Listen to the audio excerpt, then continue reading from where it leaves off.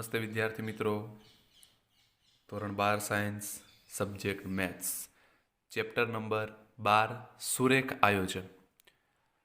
તો વિદ્યાર્થી મિત્રો, આ ચેપ્ટરમાં આપણે એક વિડિયો લેક્ચર્સ જોયો છે, બરાબર.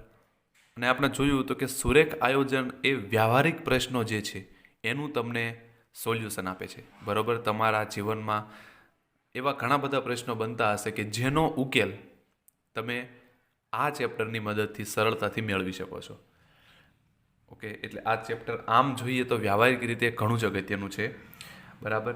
હવે આ ચેપ્ટરમાં આપણે લેક્ચર નંબર 1માં કોઈક વ્યવહારિક કોયડો હોય એના માટે આપણે વાત કરી હતી કે ધારો કે z ઇઝ ઇક્વલ્સ ટુ, બરાબર, z ઇઝ ઇક્વલ્સ ટુ ત્યાં કંઈક સમથિંગ આવું બનતું હતું 250x પ્લસ 75y, બરોબર છે. તો આ ઝેડ વાળું જે બને એને કહેવાય ઓબ્જેક્ટિવ ફંક્શન, બરાબર.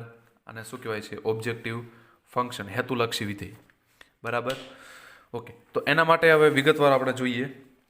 લાસ્ટ લેક્ચરમાં આપણે તમે જોયું હોય તો કે નીચે આ જે આપણે ગાણિતિક ફોર્મમાં જે કોયડો બનતો હતો એ આવો બનતો હતો કે Z is equals two 250x plus 75y, જ્યાં 250 શું હતું તો કે એક ટેબલ વેચવાથી થતો ફાયદો અને 75 એ એક ખુરશી વેચવાથી થતો ફાયદો, બરાબર. એટલે જે નફો છે, બરાબર, 250x એ ટેબલ વેચવાથી થતો નફો અને 75y એ ખુરશી વેચવાથી થતો નફો હતો. તો તમારે એ નફો મહત્તમ કરવો હતો, બરાબર છે. તો આને આપણે નામ આપી દીધું z is equals two 250x plus 75y. તો જે ઝેડવાળું વિધેય બને, જે પણ તમને કે એમ કે મહત્તમ કરો અથવા તો ન્યૂનતમ કરો, તો આ જે વિધેય છે ઝેડ એને કહેવાય હેતુલક્ષી વિધેય. શું કહેવાય છે? હેતુલક્ષી વિધેય, બરાબર. અને નીચે જે આ અસમતા બને છે, જેમ કે 5x plus y less than or equals to 100, x plus y less than or equals to 60, x greater than or equals to 0, y greater than or equals to 0, બરાબર. તો જ્યાં આ less than or equals to અથવા તો greater than or equals to એ બધું આવે છે એને શું કહેવાય? અસમતા, જે આપણા ધોરણ 11માં ભણી ગયા છીએ, બરાબર. અને એનો આલેખ દોરતા પણ દરેક વિદ્યાર્થીઓને આવડતું જ હશે. ઓકે, તો હવે આગળ વાત કરીએ તો હેતુલક્ષી વિધેય, બરાબર છે. આપણે આમાં તો જવું નથી, એમાં કશું એટલું ઇમ્પોર્ટન્ટ પણ છે નહીં, બરાબર. એમાં બેઝિક માહિતી આપી છે, પણ વાત કરીએ કે હેતુલક્ષી વિધેય કોને કહેવાય તો કે જેનું મહત્તમ કે ન્યૂનતમ મૂલ્ય શોધવાનું હોય છે એવા અચળ a અને b વાળા સુરેખ વિધેય z is equals two ax plus by ને સુરેખ હેતુલક્ષી વિધેય કહે છે. સુરેખ શબ્દ છે. સુરેખ એનો મતલબ કે અહીંયા તમે જુઓ x અને y બંને શું છે? ચલ. હવે જે સમીકરણમાં ચલની ઘાત 1 હોય એવા વિધેયને શું કહેવાય? સુરેખ, બરાબર. અને અત્યારે જ આપણે જોયું કે ઝેડ વાળું જે સમીકરણ હોય કે જેને તમારે મહત્તમ કે ન્યૂનતમ કરવાનું હોય એને શું કહેવાય છે? હેતુલક્ષી વિધેય, બરાબર. ઓબ્જેક્ટિવ ફંક્શન, એના ઇંગ્લિશ વર્ડ પણ યાદ રાખજો, બરાબર. એ તમારા માટે ઘણા ઉપયોગી થશે. હેતુલક્ષી વિધેય એનો મતલબ કે ઓબ્જેક્ટિવ ફંક્શન. તો જે ઝેડ વાળું જે છે સમીકરણ ax પ્લસ by, આને કહેવાય હેતુલક્ષી વિધેય. ઓકે, તો આપણે ઉપરના ઉદાહરણમાં વાત કરી કે z is equals two 250x plus 75y હતું, એ ઝેડ વાળું જે હોય એને શું કહેવાય? હેતુલક્ષી વિધેય. પછી અહીંયા તમે જોયું હોય તો કે ચલ તરીકે શું હતું? આખા પ્રશ્નમાં ચલ તરીકે x અને y હતું. તો એ x અને y છે એને નિર્ણાયક ચલ કહેવાય, બરાબર. અને ઇંગ્લિશમાં એને ડિસિઝન વેરિયેબલ્સ કહેવાય, બરાબર. x અને y શું છે? ચલ છે, પણ કેવા? નિર્ણાયક. કારણ કે એ નક્કી કરશે, x અને y જ નક્કી કરશે કે તમારું જે હેતુલક્ષી વિધેય ઝેડ છે એ મહત્તમ ક્યારે થશે અને ન્યૂનતમ ક્યારે થશે. એટલે મહત્તમ કે ન્યૂનતમ એનો આખો આધાર જે છે એ x અને y ઉપર રહેલો છે, બરાબર. એટલા માટે નિર્ણય કરે છે x અને y, એટલે x અને y ને શું કહેવાય? નિર્ણાયક ચલ રાશિઓ અથવા તો ડિસિઝન વેરિયેબલ્સ. ત્યારબાદ મર્યાદાઓ એટલે પ્રતિબંધો. આપણે જે અસમતાની વાત કરી, બરાબર છે. તો સુરેખ અસમતાઓ અથવા તો સમીકરણો અથવા ચલ રાશિઓ પરના પ્રતિબંધોને સુરેખ આયોજનના પ્રશ્નની મર્યાદાઓ કહે છે, બરાબર. જેમ કે અહીંયા આપણે વાત કરી અસમતા, મર્યાદા એટલે ટૂંકમાં અસમતા. તો અહીંયા જે આ 4 હતી, 5x plus y less than or equals to 100, x plus y less than or equals to 16, x greater than or equals to 0 and y greater than or equals to 0. તો આ જે 4 જે છે એને શું કહેવાય? અસમતા, અથવા તો એને શું કહેવાય? વાત કરીએ એમ કે પ્રતિબંધો, બરાબર છે, મર્યાદા, બરાબર. અને એને ઇંગ્લિશમાં કહેવાય કન્સ્ટ્રેન્ટ. તો તમે જુઓ આ 4 શબ્દ આવ્યા છે આપણે અત્યારે. શું? સૌથી પહેલાં તો હેતુલક્ષી વિધેય, એને કહેવાય ઓબ્જેક્ટિવ ફંક્શન. આ z is equals two 250x plus 75y જે છે એને શું કહેવાય? હેતુલક્ષી વિધેય, અને ઇંગ્લિશમાં કહેવાય ઓબ્જેક્ટિવ ફંક્શન. ઓકે. સેકન્ડ, બીજું કે આપણે આ જે ઝેડ છે એની કિંમત આપણે કાં તો મહત્તમ અથવા તો ન્યૂનતમ કરવાની હોય છે. પણ એ ઝેડ મહત્તમ થશે કે ન્યૂનતમ એ કોણ નક્કી કરશે? તો કે એક્સ અને વાયની કિંમત. તો નક્કી એક્સ અને વાય કરે તો એક્સ અને વાયને શું કહેવાય છે? નિર્ણાયક ચલ. બરાબર, ડિસિઝન વેરિયેબલ્સ. અને આ જે અસમતાઓ છે, બરાબર છે, અસમતાઓ કહેવાય તો મર્યાદાઓ કયો, એને ઇંગ્લિશમાં શું કહેવાય? કન્સ્ટ્રેન્ટ. બરાબર છે. એ જો અહીંયા શબ્દ લખ્યો જ છે, 3 શબ્દ છે: objective functions, decision variables and constraints. Okay, fine. તો આ તમારે 3 શબ્દ ખાસ યાદ રાખવાના છે. ઓબ્જેક્ટિવ ફંક્શન વધારે અગત્યનું છે. હેતુલક્ષી વિધેય કોને કહેવાય? બરાબર છે. ફર્સ્ટ ઓબ્જેક્ટિવ ફંક્શન, પછી આવે છે ડિસિઝન વેરિયેબલ્સ, અને થર્ડ આવે છે કન્સ્ટ્રેન્ટ્સ. બરાબર. ત્યારબાદ આવે છે ઓપ્ટિમાઇઝેશન પ્રોબ્લેમ. ઓકે, એની કોઈ જરૂર છે નહીં. મેં જે અહીંયા 3 અંડરલાઇન કરી છે કે હેતુલક્ષી વિધેય કોને કહેવાય, ચલ રાશિ એટલે શું, અને મર્યાદાઓ પ્રતિબંધો એટલે શું, કન્સ્ટ્રેન્ટ એટલે શું, એ 3 તમારે એના વિશે ખ્યાલ રાખવાનો છે. ઓકે, તો હવે આપણે વાત કરીએ કે આનો ઉકેલ કઈ રીતે મળે. તો આનો ઉકેલ આલેખની રીતે મળે.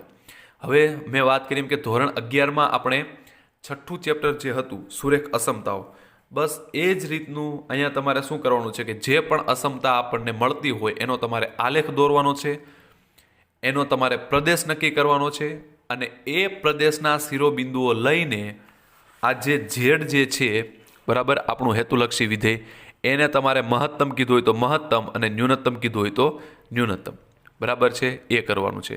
તો એક ઉદાહરણ જોઈએ એટલે તમને સમગ્ર ખ્યાલ આવી જશે. બરાબર છે. જોઈએ સૌથી પહેલાં તો ઓકે, આ શક્ય ઉકેલનો પ્રદેશ, શક્ય ઉકેલ, એની કોઈ જરૂર છે નહીં અત્યારે. ફાઇન. તો પ્રમેય 1 અને પ્રમેય 2 એમાં આપણે વાત કરી હતી કે આને તમારા સાબિતી નથી આપવાની. બરાબર. પ્રમેય 1 અને પ્રમેય 2 જે છે એની આપણે સાબિતી નથી આપવાની, પરંતુ દાખલા ગણવા માટે એનું જ્ઞાન હોવું જરૂરી છે. ઓકે, તો પ્રમેય 1 શું કહે છે કે ધારો કે આર એ સુરેખ આયોજનના પ્રશ્ન માટેના હેતુલક્ષી વિધેય z is equals two ax plus by માટેના શક્ય ઉકેલનો પ્રદેશ છે. ઓકે, પ્રમેય 1 અને પ્રમેય 2 આપણે એક દાખલો જોઈએ પછી આપણે વાત કરીશું. બરાબર, કારણ કે આ શક્ય ઉકેલનો પ્રદેશ એટલે શું, આર એટલે શું, એની વાત આપણે એક દાખલો ગણીશું એટલે તમને પ્રમેય 1 અને પ્રમેય 2 બંને પાકો એનો જે સિદ્ધાંત છે એ તમને ખ્યાલ આવી જશે. બરાબર છે. તો જોઈએ ડાયરેક્ટ આપણે ઉદાહરણ નંબર 1. જો ઉદાહરણ 1 જુઓ. નીચે આપેલ સુરેખાયોજનનો પ્રશ્ન આલેખની રીતે ઉકેલો. z is equals to 4x plus વાયનું નીચે આપેલ શરતોને આધીન મહત્તમ મૂલ્ય શોધો. આપણે વાત કરી હતી કે z is equals to 4x plus y. અહીંયા z ને શું કહેવાય? હેતુલક્ષી વિધેય. બરાબર, ઓબ્જેક્ટિવ ફંક્શન્સ. ઓકે, હવે ઝેડનું મૂલ્ય કાં તો તમારે મહત્તમ કરવાનું હોય અથવા તો ન્યૂનતમ કરવાનું હોય. તો આ કેસમાં તમારે ઝેડનું મૂલ્ય કેવું કરવાનું છે? મહત્તમ મૂલ્ય. ઓકે. સેકન્ડ, અહીંયા તમને હવે જો અસમતાઓ આપી છે. એક અસમતા છે x plus y less than or equals to 50, 3x plus y less than or equals to 90, x greater than or equals to 0 અને y greater than or equals to 0. બરાબર છે. તો આનો તમારે આલેખ દોરવાનો છે. હવે જો હું તમને આ પહેલો એક્ઝામ્પલ્સ છે એટલે આની આપણે વાત કરીએ. બરાબર, એક વખત એક દાખલો ગણીએ એટલે તમને આઈડિયા આવી જશે. બાકી આપણે તમે જાણો છો એમ કે ધોરણ 11માં આપણે 2 એક્સરસાઇઝમાં ફક્ત નકરા આલેખ જ દોર્યા છે અસમતાનો. બરાબર, એટલે ફરીથી એક વખત રિવિઝન કરી લે એટલે તમને પાકો આઈડિયા આવી જાય. તો અહીંયા તમે જુઓ કે આવી રીતના એક્ઝામમાં તમને પૂછશે કે તમને એક ઓબ્જેક્ટિવ ફંક્શન આપ્યું છે, જેમ કે અહીંયા છે z is equals to 4x plus y. બરાબર, તો અહીંયા આપણે વાત કરીએ z ઇઝ ઇક્વલ્સ ટુ, તમને objective function z is equals to 4x plus y આપ્યું છે. બરાબર, આને શું કહેવાય? હેતુલક્ષી વિધેય.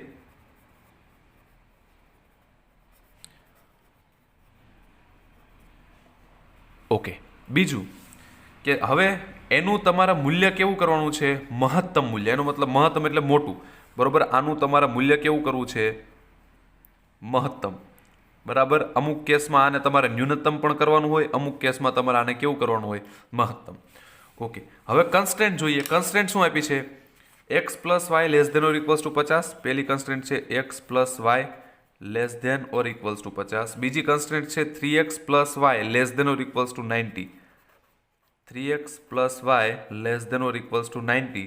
ત્રીજી છે x greater than or equals to 0 અને y greater than equals to 0. આ જે લાસ્ટ બે કન્સ્ટ્રેન્ટ છે એ તો લગભગ બધા પ્રશ્નમાં કદાચ હશે જ. બરાબર. X greater than or equals to 0 અને y greater than or equals to જે 0 છે એ તો દરેક એક્ઝામ્પલમાં હશે.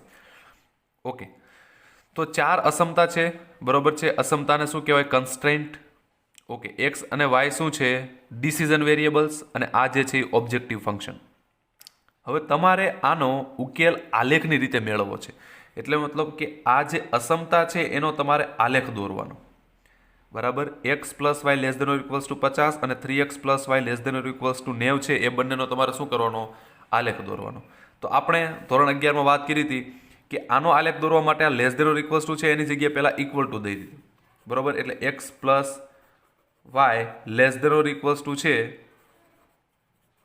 બરાબર, લેસ ધેન ઓર ઇક્વલ્સ ટુની જગ્યાએ ડાયરેક્ટ પહેલાં ઇક્વલ ટુ લઈ લો, ઇક્વલ ટુ 50.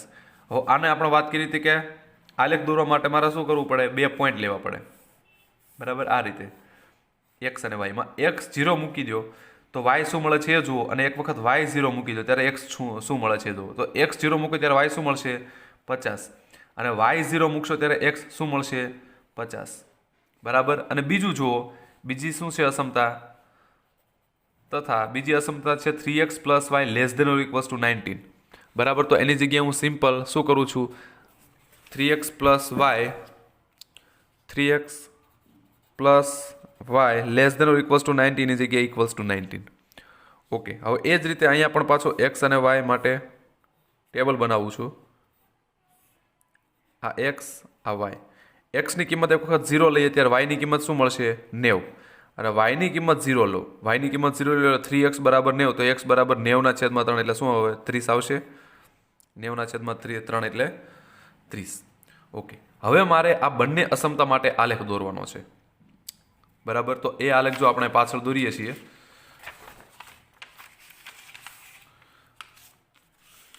હવે તમે જુઓ આલેખ દોરવાનો છે એક્સ અને વાય આપણે. બરાબર. એક્સ અક્ષ અને વાય અક્ષ દોરવાની આવે છે. આ એક્સ એક્સિસ અને આ વાય એક્સિસ. Okay, fine. હવે તમે જુઓ કે એક્સ અક્ષ આમાં ક્યાં સુધી જાય છે? મહત્તમ 0, 50 અને 0 અને 30 સુધી. અહીંયા એક્સ 50 સુધી જાય છે મહત્તમ. બરાબર. અને વાય મહત્તમ ક્યાં સુધી જાય છે? 50, 0, 90, 0. મતલબ વાય મહત્તમ 90 સુધી જાય છે અને એક્સ મહત્તમ 50 સુધી જાય છે. બરાબર. તો આપણે ભાગ પાડો તો કઈ રીતે? 10 ના ગાળે લઈએ, અથવા તો 20 ના ગાળે લઈએ તો પણ ચાલે. હવે એક્સ મહત્તમ 50 સુધી, તો અહીંયા હું 10 લઈ લઉં, આ 20, આ 30, આ 40, આ 50. બરાબર. આ બાજુ 10 લીધા, આ બાજુ -10, -20, આ રીતે. ઓકે, વાય હવે મેક્સિમમ ક્યાં સુધી જાય છે? 90 સુધી. તો ત્યાં હું 20 ના ગાળે લઉં, એટલે અહીંયા હું લઉં 20, 40, 60, 80, 100. બરાબર. હવે આ બાજુ 20 લીધા તો આ બાજુ -20, -40 એ રીતે આવશે. આ એક્સ અક્ષ, આ વાય અક્ષ. ઓકે, હવે પોઈન્ટ જુઓ તમે કે એક્સ યામ જ્યારે 0 હોય, હવે અહીંયા પોઈન્ટ જુઓ, એક્સ યામ 0 હોય ત્યારે વાય યામ શું છે? 50. તો આ બિંદુ જુઓ ક્યાં આવે? એક્સ યામ 0 હોય ત્યારે વાય યામ 50.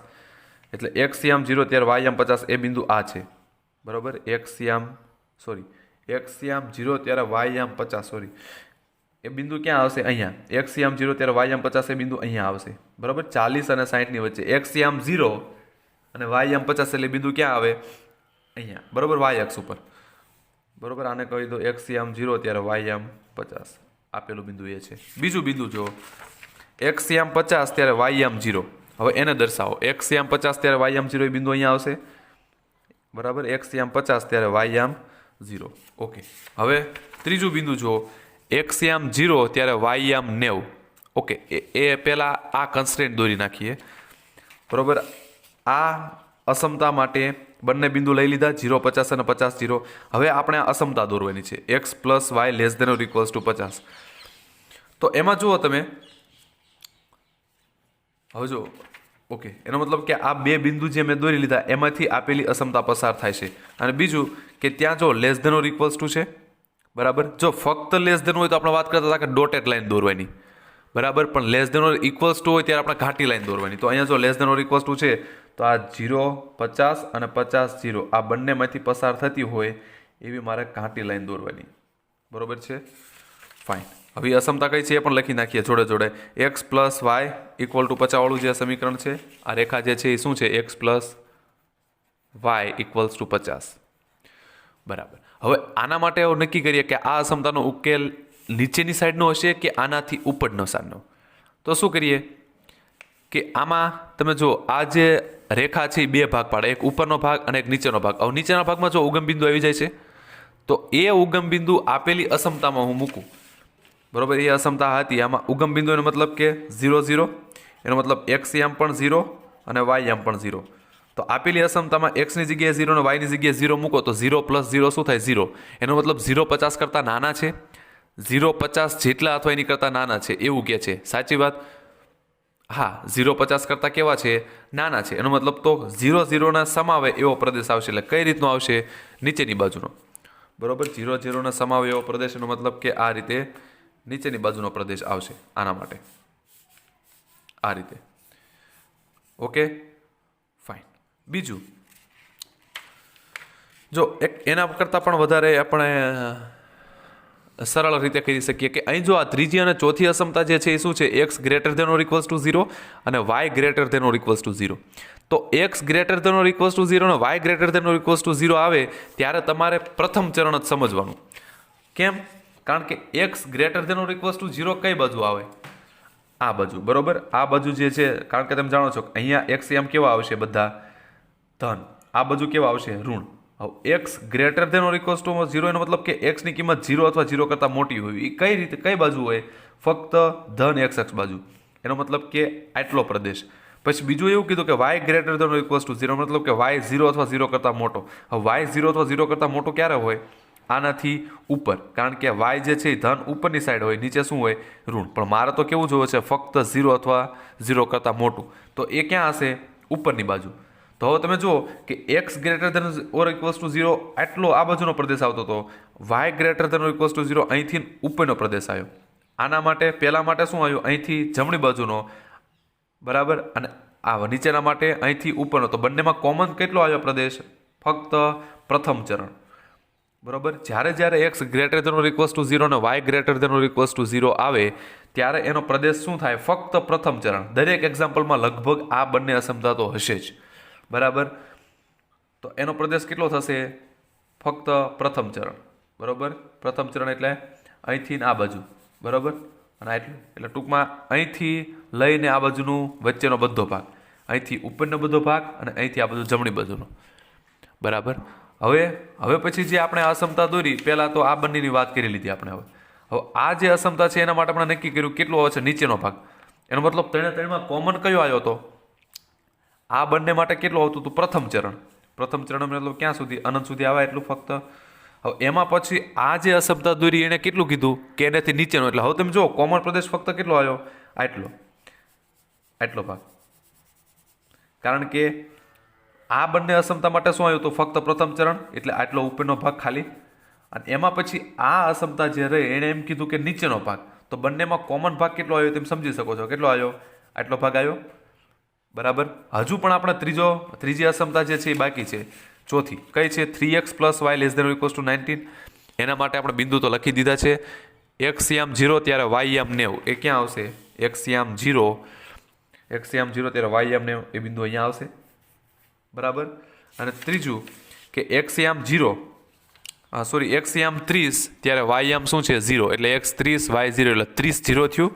એક્સ યામ 30 ત્યારે વાય યામ 0 એ બિંદુ ક્યાં આવશે? અહીંયા, બરોબર. એટલે આ બંને બિંદુમાંથી પસાર થતી હોય એવી અસમતા. પણ અહીંયા પણ જો ઇક્વલ્સ ટુ છે, less than or equal to છે, એનો મતલબ તો ઘાટી લાઈન દોરવાની, બરોબર. તો તમે સમજી શકો છો કે આ રીતે તમારે શું કરવાનું? આ બંનેમાંથી પસાર થતી હોય એવી ઘાટી લાઈન.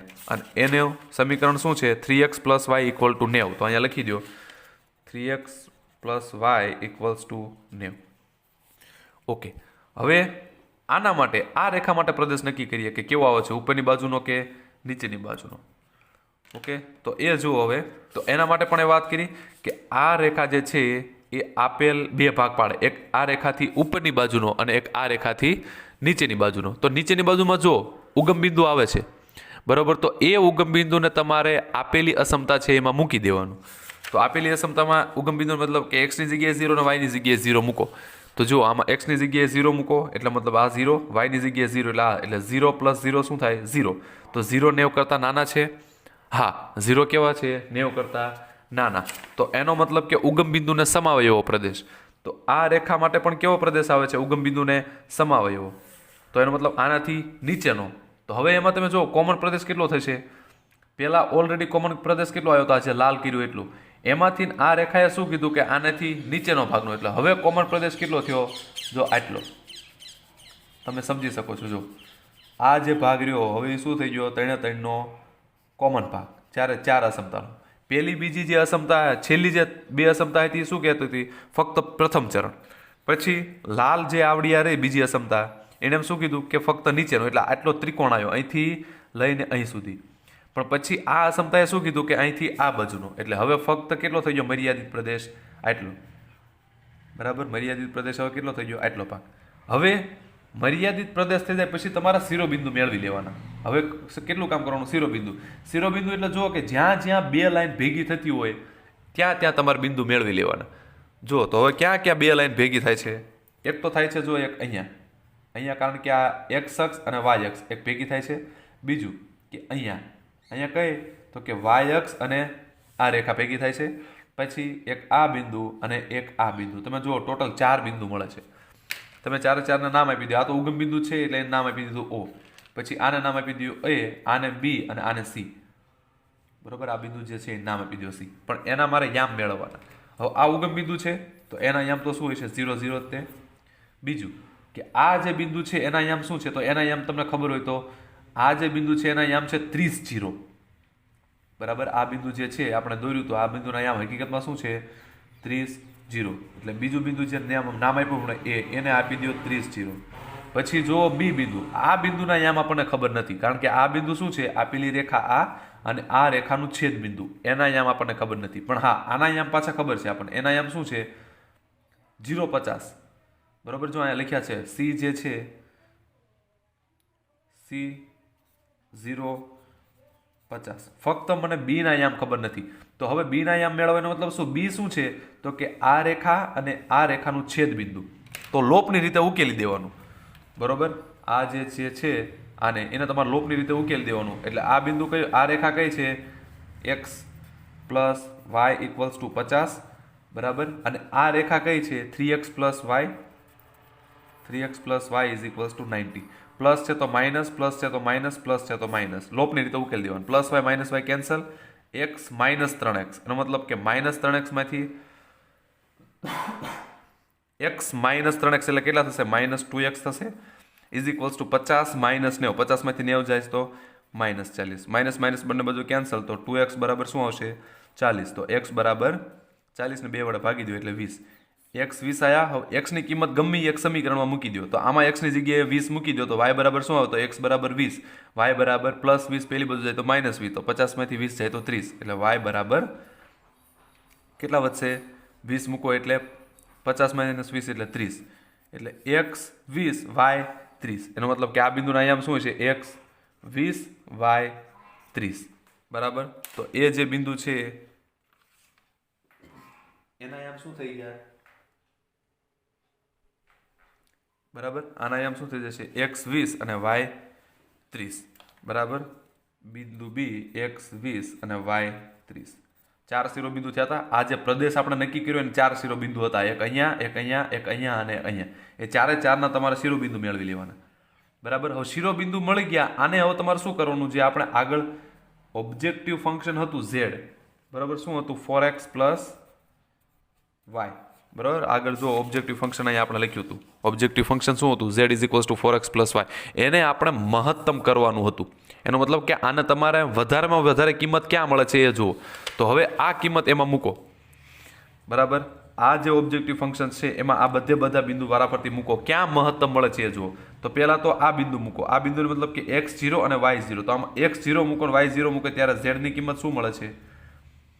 0, બરાબર.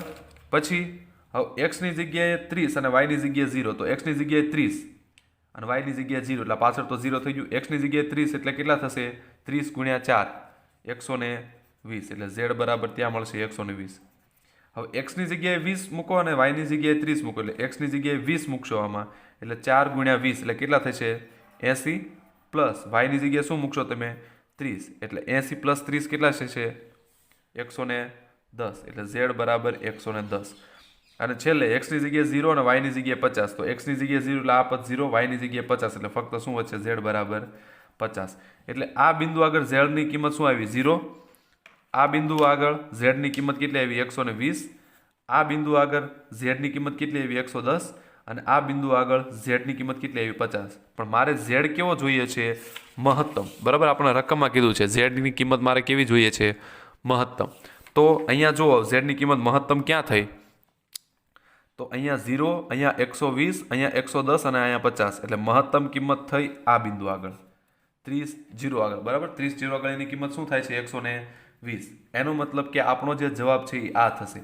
આ એનો મતલબ કે x બરાબર 30 અને y બરાબર 0, એટલે x બરાબર 30 અને y બરાબર 0, બરાબર. અને એનું મૂલ્ય કેટલું આવે છે? z બરાબર 120. તો તમને x અને y ની કિંમત મેળવવાની કહે છે, તો આ x ની કિંમત 30 આવી, y ની કિંમત 0 આવી, અને મૂલ્ય કેટલું આવ્યું? 120. બરાબર. તો તમે જોઈ શકો છો ઉદાહરણ 1 નો જે આન્સર છે એમાં x બરાબર 30 અને y બરાબર 0. એને તમારે શું આ રીતે જો છેલ્લે કોષ્ટક બનાવી દેવાનું. આપણે જે આ ચારે ચાર બિંદુ લખ્યા, આ ચારે ચાર બિંદુ જે આપણે લખ્યા છે એને આપણે કોષ્ટકમાં લખી દેવાનું કે શક્ય ઉકેલના પ્રદેશના શિરોબિંદુ. બરોબર, શક્ય ઉકેલના પ્રદેશના શિરોબિંદુ કરીને જે આપણે શિરોબિંદુ મેળવ્યા છે એ બધા શિરોબિંદુ એ બાજુ લખી દો. અને બીજી બાજુ આપણે શું કરવાનું છે કે મૂલ્ય મેળવવાનું છે, ઝેડની કિંમત કેટલી મળે છે. એટલે બીજી બાજુ શું કરવાનું તમારે? Z is equals to 4x plus વાયનું સંગત મૂલ્ય, અથવા તો z is equals to 4x plus વાયનું મૂલ્ય સંગત ના લખો તો પણ ચાલે. હવે પહેલામાં કેટલી આવી હતી? 0, બીજામાં 120, ત્રીજામાં 110 અને ચોથામાં 50. બરાબર. હવે જ્યાં મહત્તમ મૂલ્ય આવતો હોય ત્યાં લખી દેવાનું મહત્તમ. કયા બિંદુ આગળ? 30 0 આગળ. તો અહીં લખવાનું કે આમ બિંદુ 30 0 આગળ ઝેડનું મહત્તમ મૂલ્ય 120 મળે છે. પડી ખબર? ઓકે. તો આ જ રીતે આપણે દરેક એક્ઝામ્પલ ગણવાના છે. ઓકે. તો ઉદાહરણ 2 થી આપણે હવે મિત્રો નેક્સ્ટ લેક્ચરમાં કન્ટિન્યુ કરીશું. પરંતુ વાત કરીએ એમ ફરીથી કે શું કરવાનું છે દરેકે દરેક. જો આ એક પહેલું ઉદાહરણ તમને આવડી જશે એટલે ઉદાહરણ 2, 3, 5 બધા જે ઉદાહરણ આપણે ગણવાના છે એ, અને સ્વાધ્યાય 12.1 પણ જેટલા એક્ઝામ્પલ છે એ દરેકે દરેક એક્ઝામ્પલ બસ આ એક જ મેથડના છે. બરોબર, નવી કોઈ મેથડ આવતી નથી. બરાબર છે. એટલે ચેપ્ટર એકદમ ઇઝી છે પ્લસ નાનું છે. તો આ એક ઉદાહરણ જે આપણે ચલાવ્યું છે એ વ્યવસ્થિત તમે સમજી લેશો એટલે પાછળ તમે દરેકે દરેક ઉદાહરણ અને સ્વાધ્યાયના દાખલા છે એ જાતે ગણી શકશો. તો વાત કરીએ કે આપણે કરવાનું શું હોય છે, તમને આવી રીતના રકમ આપી હશે. બરાબર, રકમ આવી જ રીતે હશે, સિમ્પલ, કે નીચે આપેલ સુરેખ આયોજનનો પ્રશ્ન આલેખની રીતે ઉકેલો. બરાબર. પછી શું આપ્યું હોય છે? તમને હેતુલક્ષી વિધેય આપ્યું હોય છે z is equals to 4x plus y. બરોબર, અહીંયા તમને કોઈ પણ હેતુલક્ષી વિધેય આપ્યું હોય એનું મૂલ્ય તમારે કાં તો મહત્તમ કરવાનું હોય અથવા તો ન્યૂનતમ કરવાનું હોય. જેમ કે આ કેસમાં આપણે એને મહત્તમ એટલે મોટું કરવાનું હતું. ક્યાં મોટી કિંમત મળે છે એ જોવાનું હતું. ઓકે. અને નીચે તમને અસમતા આપી હોય એ અસમતાનો તમારે સિમ્પલ આલેખ દોરવાનો. જેમ કે જો x plus y less than or equals to 50 એના માટે આલેખ દોરો, 3x plus y less than or equals to 90 એના માટે આલેખ દોરો. અને તમને વાત કરી કે x greater than or equals to 0 અને y greater than or equals to 0. જ્યારે આ બંને અસમતા આવે ત્યારે તમારે ફક્ત પ્રથમ ચરણમાં જ છે ઉકેલ જે છે એની વાત કરવાની. બરાબર, બીજા, ત્રીજા અને ચોથા ચરણની વાત નહીં આવે. કારણ કે x ગ્રેટર દેન 0 એ કેટલો પ્રદેશ આવશે? y અક્ષથી જમણી બાજુનો, અને y greater than or equals to 0 A x અક્ષથી ઉપરનો. તો તમે જુઓ કે અહીંથી જમણી બાજુ અને અહીંથી ઉપર એ બંનેમાં કોમન ફક્ત શું આવશે? પ્રથમ ચરણ જ આવશે. એટલે જ્યારે આ બંને અસમતા હોય ત્યારે તમારે ફક્ત શું કરવાનું? પ્રથમ જે ચરણ છે એમાં જ તમારે વાત કરવાની. પછી બાકીની જે બે અસમતાઓ છે એના માટે નક્કી કરો. એ અસમતા માટે પહેલાં જે આવતું હોય ડોટેડ લાઈન આવતી હોય ડોટેડ લાઈન દોરો, ઘટ લાઈન આવતી હોય ઘટ લાઈન દોરો. અને બીજું શું કરવાનું તો કે ઉગમ બિંદુવાળું આવે છે કે નહીં, એનો મતલબ ઉગમ બિંદુવાળો વિસ્તાર આવે છે કે ઉગમ બિંદુ સિવાયનો વિસ્તાર આવે છે. એટલે એ જે અસમતા છે એમાં એક્સ અને વાયની જગ્યાએ 0 0 મૂકી દો. જો 0 0 મૂકો અને અસમતા સાચી હોય તો એ ઉગમ બિંદુવાળો પ્રદેશ લેવાનો, નહીં તો ઉગમ બિંદુ સિવાયનો. બરાબર. અને પછી તમારે શું કરવાનું, એક વખત આવી રીતે જો તમારા પ્રદેશ નક્કી થઈ જાય પછી એના શિરોબિંદુ મેળવી લો. બરાબર. એ પ્રદેશ જ્યાં જ્યાં આવે છે એના પ્રદેશના શિરોબિંદુ. બરાબર. તો અહીંયા 1, આ 2, આ 3 અને આ 4 ચાર શિરોબિંદુઓ છે. એ ચારે ચાર શિરોબિંદુને આવી રીતે ટેબલ બનાવી દેવાનું. બરાબર છે. અહીંયા લખી દેવાનું કે શક્ય ઉકેલના પ્રદેશના શિરોબિંદુઓ. બરાબર. અને એક બાજુ ઝેડનું મૂલ્ય. બરાબર. હવે મહત્તમની જગ્યાએ ન્યૂનતમ કરી નાખે તો ન્યૂનતમ ક્યાં થાય છે 0 આગળ. બરાબર. તો અહીંયા આ મૂલ્ય શું છે, અહીંયા ન્યૂનતમ. બરાબર. કયા બિંદુ આગળ 0 0 આગળ. અને મહત્તમ કયા બિંદુ આગળ 30 0 આગળ. તો આવી રીતે કોષ્ટક છેલ્લે બનાવવાનું ખાસ અને લખી દેવાનું કે આમ બિંદુ 30 0 આગળ ઝેડનું મહત્તમ મૂલ્ય 120 મળે છે. બરાબર છે. ઓકે. તો હવે ઉદાહરણ 2 થી આપણે નેક્સ્ટ લેક્ચરમાં કન્ટિન્યુ કરીશું. ત્યાં સુધી આવજો.